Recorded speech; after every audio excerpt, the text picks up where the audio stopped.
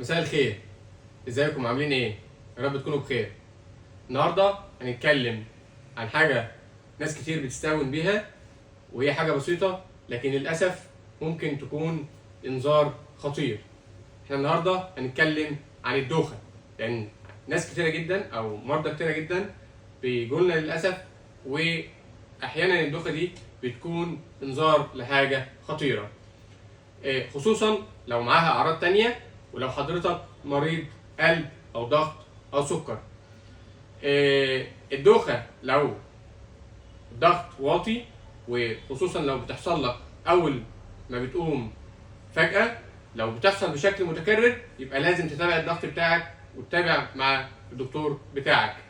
طيب لو حضرتك مريض سكر والدوخه دي بتجيلك مع تعرق، يعني بتعرق او تعب مفاجئ خصوصا لو بشكل متكرر، يبقى لازم ان انت تقيس سكرك فورا وتاخد حاجه مسكره وتتابع مع الدكتور بتاعك.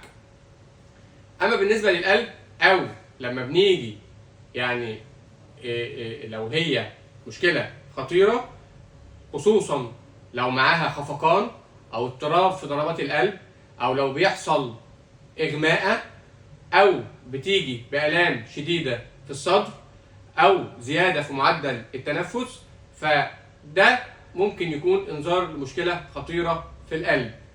اول حاجه ممكن تكون مشكله في الكهرباء بتاعه القلب، ممكن يكون ضيق في احد الصمامات الموجوده في القلب، وممكن تكون انذار بدايه ضعف في عضله القلب.